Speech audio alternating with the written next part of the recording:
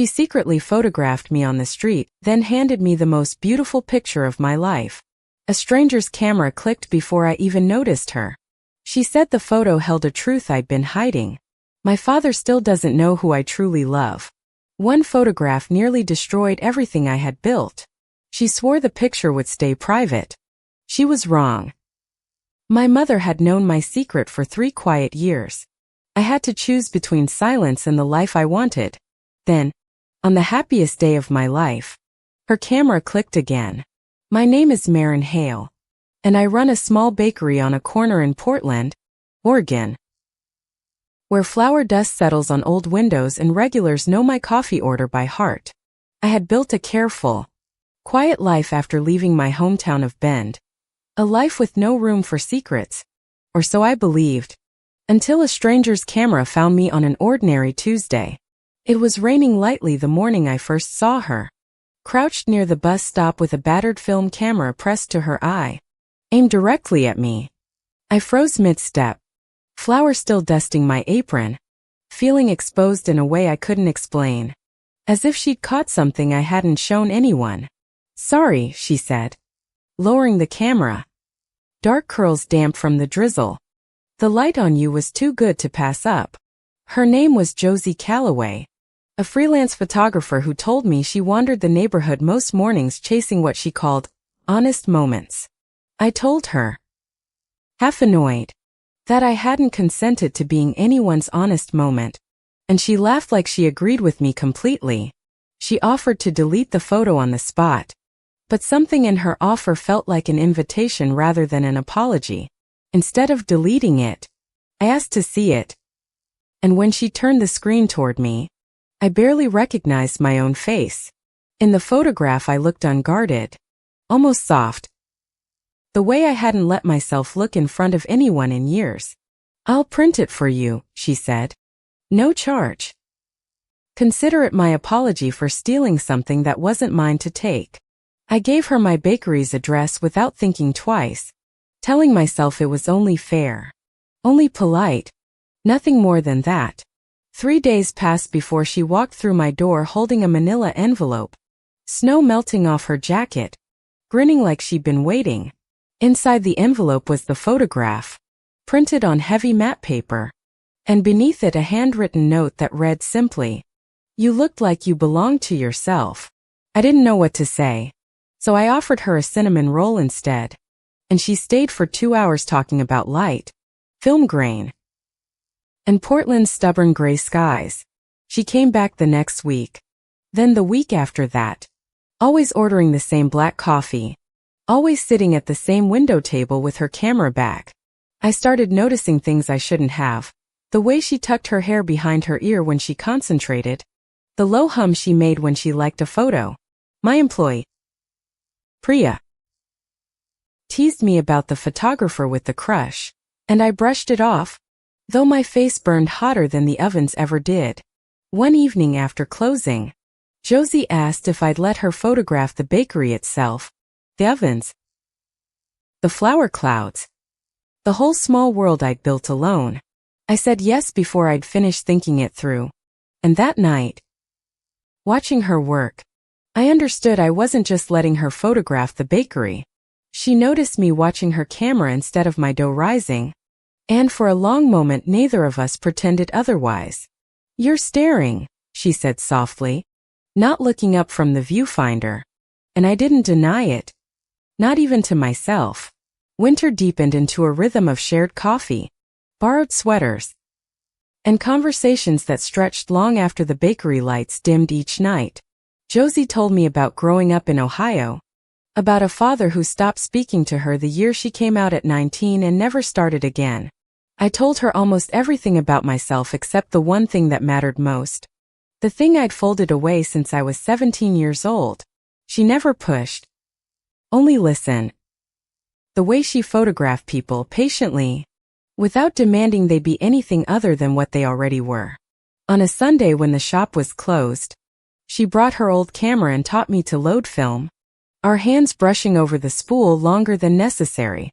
"You're careful with everything," she said, watching me measure sugar to the gram. "Except with yourself.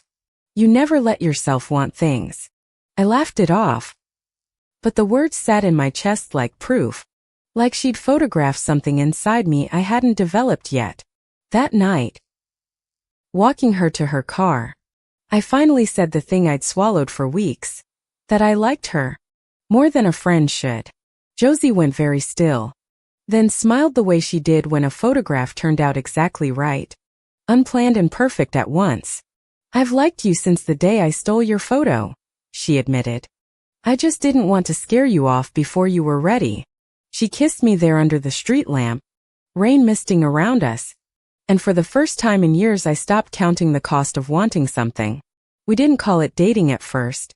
Just two women who happened to close a bakery together every night and never seemed to leave. Priya figured it out within a week. Smiling knowingly every time Josie lingered past closing. Though she never said a word aloud. I told myself I was allowed this much. This small. Private happiness. As long as it stayed inside these four walls. Josie wanted more than four walls. Though she never said so outright. Only left small hints in the way she looked at my hand on the counter. One night she asked if I'd ever go somewhere with her that wasn't the bakery. Somewhere people might actually see us together. I said maybe. And she nodded like she understood exactly what I meant. And exactly how heavy that maybe really was. What I didn't tell her was that my father called every Sunday expecting to hear about the boyfriend I didn't have. I let him believe I was simply too busy for dating. A lie that had worked for years. One I wasn't ready to unravel yet. Josie deserved better than a secret. And some nights the guilt of that kept me awake long after she'd fallen asleep beside me. My mother called on a Tuesday. Her voice thinner than usual. Asking me to come home for my father's 60th birthday in 2 weeks. I hadn't been back to Bend in over a year. Not since the last visit ended in another argument about why I wasn't married yet. Josie offered to come with me. Careful. Hopeful. And I panicked and told her it wasn't a good time. Which was only half a lie. So when is it a good time? Marin? She asked. Quieter than I expected. More hurt than angry. Which was somehow worse. I didn't have an answer. And the silence between us stretched until she finally said she needed some air and left without her jacket. That week, an old friend from high school, Danny Ferris, texted asking to meet, saying he had something important to discuss before my father's party. Danny had been my safety net for years. The boy my parents always hoped I'd marry. The cover story I never quite corrected. Over coffee. He asked if I'd consider pretending to date him again. Just for the party. Just to give my father one good birthday. I almost said yes out of old habit. The easy comfort of hiding. Before I thought of Josie's face when she left without her jacket. I can't do that anymore. Danny, I told him. Surprising myself with how steady my voice sounded saying it out loud. He looked disappointed but not surprised. Like some part of him had always known this fake arrangement had an expiration date. When I got home, Josie was waiting outside my apartment. Jacket forgotten days ago. Eyes red like she'd been crying and trying to hide it. I found something, she said carefully, holding up her phone. A magazine wants my Portland series. The one with your photo in it. My stomach dropped as she explained. A local arts magazine wanted to publish Hidden Lives. Her project featuring strangers she'd photographed candidly around the city. My photograph, the very first one she'd taken, was the cover image. My unguarded face about to be seen by everyone I'd ever hidden from. I told them no, she said quickly. Not without your permission. I would never do that to you. Relief flooded me. Followed immediately by shame. Because some small part of me had already been calculating who might see it back home. But Marin, she added softly, this is my career. I've worked towards something like this for 6 years. I understood then that my secret wasn't only costing me anymore. It was quietly costing her too. And I hated how long I'd let that happen. I told her I needed time to think. And she nodded. Though the distance in her eyes told me time wasn't the only thing slipping away. I drove to Bend that weekend alone. The empty passenger seat a silent accusation the entire 3-hour drive through the high desert. My father's party was loud and familiar. String lights over the backyard. My mother's potato salad. Cousins asking why I still hadn't settled down. Danny showed up anyway, playing along as my +1 out of old loyalty. And I hated how easily the lie still fit like a worn coat.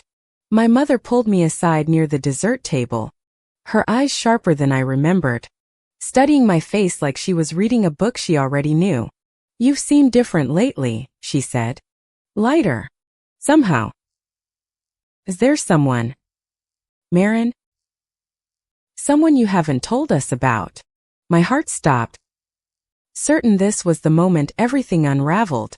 Certain I'd finally have to choose truth over the easy fiction I'd maintained for years. "There's no one," I lied, the words tasting like ash, and my mother's face flickered with something I couldn't quite name before she nodded and walked away. Later that night, unable to sleep, I found an old shoebox in my childhood closet, filled with photographs from high school I hadn't seen in a decade. Tucked at the bottom was a photograph I didn't remember taking.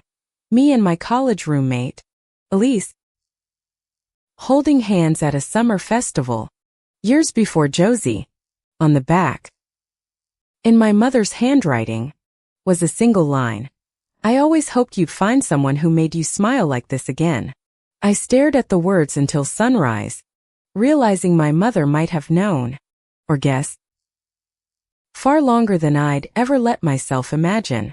I confronted her the next morning in the kitchen, holding the photograph, my hands trembling around the edges of the worn paper. "I've known since Elise," she admitted quietly, glancing toward the hallway where my father still slept. "I've known for 3 years. Marin. Why didn't you say anything?" asked, my voice cracking, equal parts grateful and furious at the years of silence between us. "Because I was afraid of your father," she said simply. "But I was more afraid of losing you to a life you didn't choose." She told me my father's younger brother, my Uncle Wade, had been quietly disowned decades ago for reasons the family never discussed at dinner. "Your grandfather made your father complicit in that silence," she said. "I don't think he's ever forgiven himself, even if he won't say it." I left Bend that afternoon with more questions than answers, but for the first time, I didn't feel entirely alone in carrying them. I called Josie from a gas station halfway home, my voice shaking as I told her everything: my mother, the photograph, Uncle Wade, all of it. "I'm sorry I asked you to hide," I told her. "I'm sorry I let you feel like a secret instead of the best thing in my life." Josie was quiet for a long moment before she said, "I don't want an apology, Marin. I want to know what happens next." I told her I wanted to try, really try, to stop living 2 separate lives that never quite touched, no matter how frightened I still was. She agreed to let the magazine hold the photo indefinitely, unpublished. A small mercy that bought us both time we desperately needed.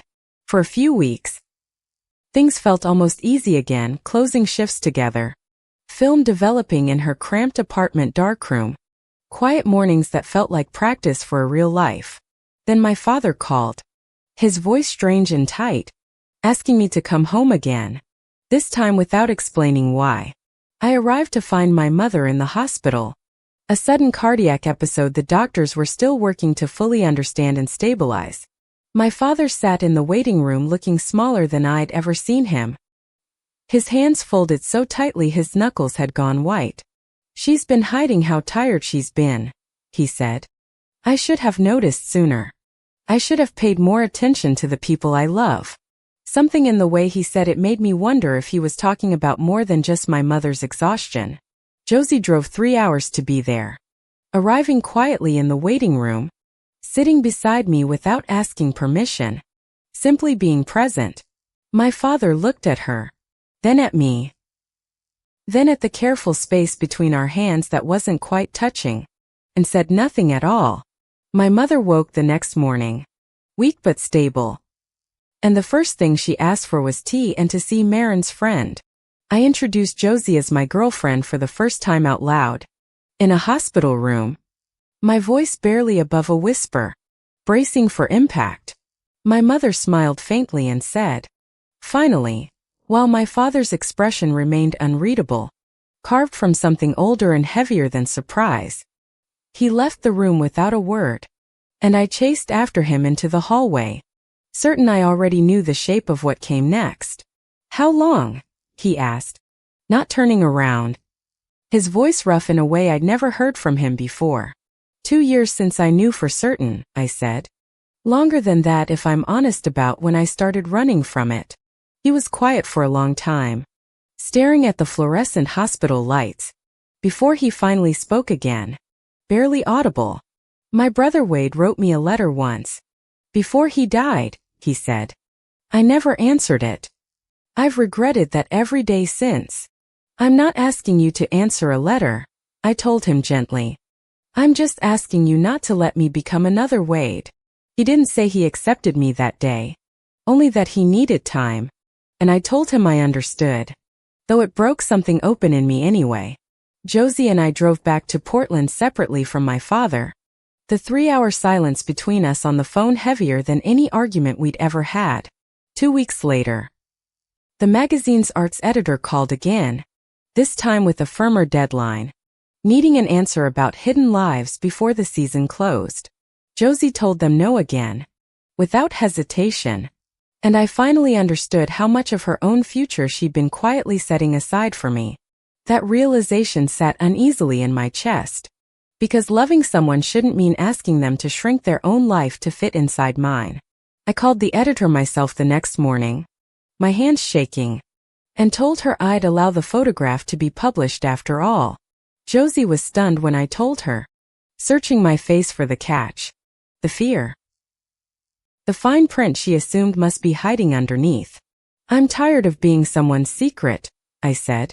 "Even my own. I want people to see the woman in that photograph and know it's really me." The exhibit opening was set for 6 weeks later at a small gallery downtown. My photograph enlarged to nearly 4 feet, hung beside a dozen others. I invited my mother, unsure if she'd come, unsure if my father even knew the invitation existed at all. In the weeks before the opening, Danny called to say he'd heard rumors around Bend and wanted to warn me people were already talking. "Let them talk," I told him, and meant it. Feeling lighter with every word that used to terrify me to say aloud.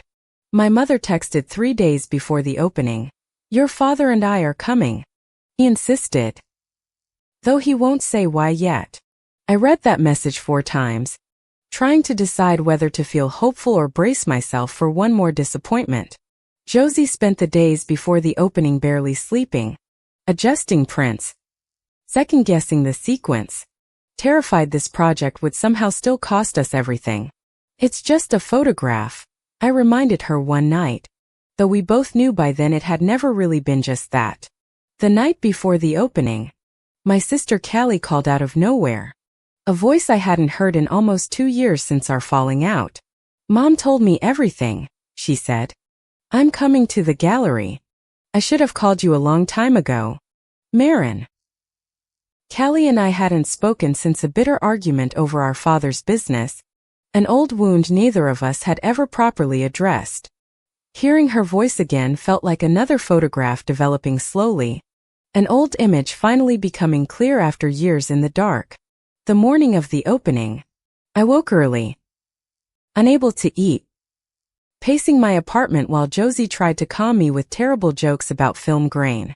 "Whatever happens tonight," she said, holding my face in her hands, "I already have everything I need standing right in front of me." The gallery filled slowly that evening. Strangers. Friends. A few regulars from the bakery who'd followed Josie's work for months already. I stood near my own photograph, watching people's faces as they studied it, feeling exposed in the exact way I'd feared for years. My parents arrived just after 7. My mother in her good coat, my father unusually quiet, scanning the room until he found me.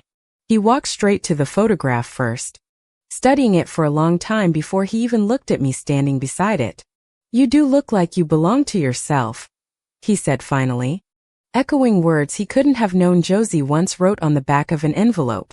I introduced him properly to Josie, and he shook her hand, holding it a beat longer than necessary, searching her face for something. Take care of my daughter, he said gruffly. And Josie, eyes wide, promised him she intended to, for as long as Marin would let her. Callie arrived shortly after, hugging me tightly, whispering an apology I'd waited 2 years to hear, healing something neither of us had named aloud. Danny showed up too, standing quietly near the back, and when our eyes met he simply smiled and mouthed, I'm happy for you. Midway through the evening, the gallery director asked me to say a few words about the photograph that anchored the entire exhibit. I stood in front of strangers and family alike and told them the truth, that a stranger's stolen photograph had given me back my own face. I spent years hiding the woman in this picture, I said, my voice steady despite my racing heart. Tonight, I'd like you to actually meet her. I reached for Josie's hand in front of everyone, my father included. And for the first time in my life, I didn't let go out of fear. The room applauded, soft and warm, and I caught my mother wiping her eyes while my father cleared his throat and looked away, overwhelmed. Later that night, my father pulled me aside near the gallery's entrance, holding something folded in his coat pocket, worn soft with age. This was Wade's letter, he said, pressing it into my hands. I think it's time someone in this family finally read it properly. I read it in the car afterward. My uncle's careful handwriting describing love, fear, and a hope that someday his family might understand. At the bottom, Wade had written, I only wanted to be loved as I am, not as someone I could never truly be. I cried reading it. Not just for Wade, a man I'd never met, but for every year my family had spent afraid of the same truth. My father drove home that night quieter than usual, and my mother told me later he'd sat outside Wade's old grave for over an hour. The exhibit ran for 3 more weeks, drawing more attention than Josie had ever expected, including interest from a larger gallery in Seattle. She was offered a solo show, her first, built around the very series she'd almost sacrificed entirely to protect our fragile secret. You should have told me sooner how big this could get for you, I said, half laughing, half ashamed of how long I'd held her back. I would have waited as long as you needed, she said. But I'm glad I don't have to wait anymore. My father started calling more often after the opening, awkward at first, asking careful questions about the bakery, about Josie, about us. He never quite said the words, I'm proud of you, but he started ending calls with tell Josie I said hello, which felt like enough. Danny eventually met someone himself, a nurse named Priya's cousin, ironically, and sent me a photo from their first date with a laughing emoji. Callie visited Portland for a weekend, and she and Josie got along instantly, teasing me relentlessly about my resting bakery face, as they called it. Slowly, the life I'd kept in careful, separate pieces began fitting together into something whole, something I no longer had to hide behind flour and small talk.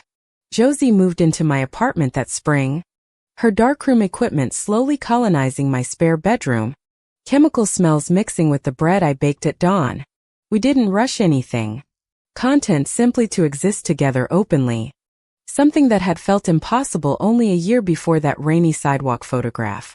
My mother's health steadied with medication and rest, though the scare had changed something in her, made her braver about saying what she truly meant.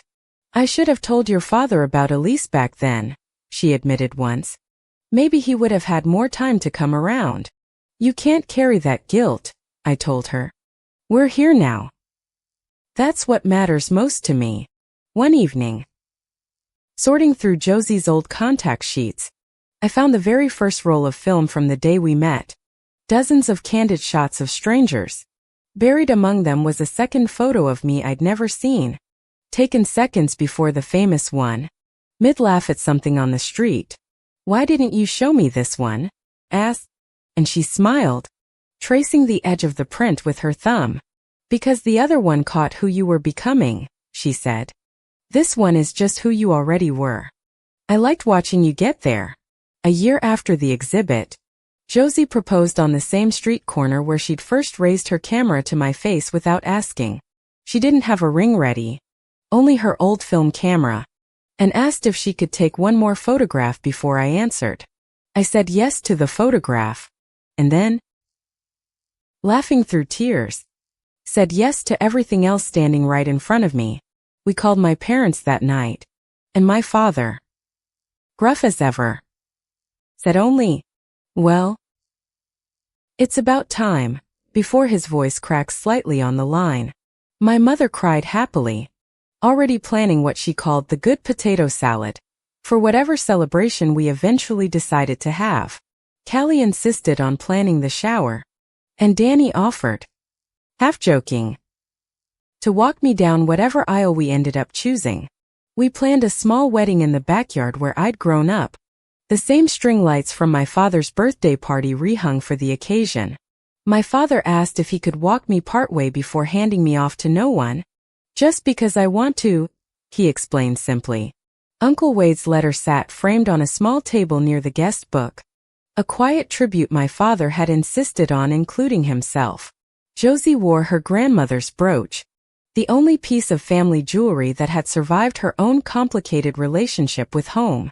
The morning of the wedding, I stood in my childhood bedroom, the same shoebox photograph from years ago tucked safely in my bouquet. My mother helped me dress, smoothing invisible wrinkles from my dress, telling me I looked exactly like the woman in that gallery photograph. Lighter, she said, echoing her own words from years before. Like you finally belong entirely to yourself. My father met me at the top of the aisle, offering his arm. His eyes already glassy before we'd even taken the first step. "I'm sorry it took me so long," he whispered as we walked. "I'm just glad I got here before it was too late." "You got here," I told him. "That's what matters now."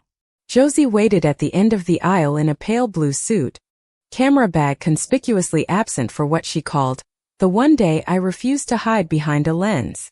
We exchanged vows under the same afternoon light she once told me was too good to pass up, years earlier on a rainy sidewalk. When the officiant pronounced us married, the small crowd erupted, my mother's happy crying audible even over Callie's enthusiastic applause. Danny caught my eye across the yard and raised his glass, a silent toast to every version of the truth we'd both finally stopped hiding. At the reception, my father stood to give a short, awkward toast, admitting he'd spent years afraid of a truth that turned out to be nothing but love. "I lost my brother to silence," he said, voice unsteady. "I refuse to lose my daughter the same way. Welcome to the family, Josie." The whole yard applauded, and I caught Josie wiping her eyes, the same eyes that had first studied me through a camera lens as a stranger. Later that night, as guests danced under string lights, Josie pulled out a small hidden camera, insisting on just one more candid shot. "Some habits," she said, grinning, "are worth keeping forever, even on the happiest day of our lives together." I let her take the photo without protest this time. No longer someone startled by being seen, only someone glad to finally be witnessed. We danced slowly near the same backyard where I'd once lied to protect a secret, now surrounded by everyone who knew the whole truth. My mother found me during the last song, hugging me tightly, whispering that she'd waited a long time to dance at this particular wedding. "Worth the wait?" asked, only half joking. And she laughed, wiping fresh tears from her cheeks before answering. "Every single year of it," she said, and for once, I believed every word completely. Weeks later, Josie printed that final wedding photo and hung it in our hallway beside the very first one from that rainy sidewalk years ago. Side by side, the two photographs told the whole story better than words ever could. A woman hiding, and the same woman finally free. My father visits more often now, sometimes bringing Uncle Wade's old camera, a hobby he's taken up quietly. almost shyly. In his 60s.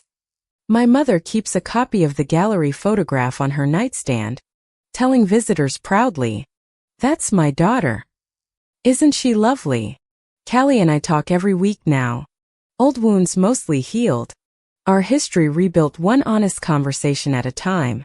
Danny still texts occasionally, usually photos of his own growing family, always signed off with the same joke about who found love first. The bakery is busier than ever, and Josie's photography now hangs on one entire wall. Our two lives permanently woven into the same small space. Sometimes strangers ask about the framed photographs, and I tell them the short version. A stranger stole my picture and gave me my life back. I think often about Uncle Wade, about the letter he never sent in time, and I keep his photograph beside our wedding portrait always. Every anniversary, Josie takes one more candid photo of me. Never posed, never perfect, always exactly, honestly, unmistakably true. I used to believe hiding kept me safe, kept the people I loved from being disappointed in who I really was. I understand now that hiding only kept me from ever truly being loved at all, not by others, and not fully by myself either. The woman in that first stolen photograph looked like she belonged to herself, and it took me years to finally grow into her. Josie says she fell in love with that woman before she even knew my name. Before either of us knew where the road would lead. I fell in love slower, more carefully, the way I do everything, but just as completely once I finally let myself arrive there. Some mornings I still catch her photographing me without asking. Flour on my hands, sunlight through the bakery windows, nothing posed or prepared. I never mind anymore, because I finally understand what she saw in me from the very beginning. Long before I could see it myself. We keep Wade's letter framed above our mantel now. A reminder of the silence our family survived and the love it almost cost us. My father once said the bravest thing I ever did was let a stranger's camera see me before I was ready to see myself. I think the bravest thing was choosing, every single day since, to keep being seen anyway. This is my life now. Flour on my hands, my wife's camera nearby. And no more secrets folded quietly at the bottom of any shoebox. If a stranger's camera ever finds you the way Josie's found me, I hope you're brave enough to look and to finally recognize yourself. Fendi.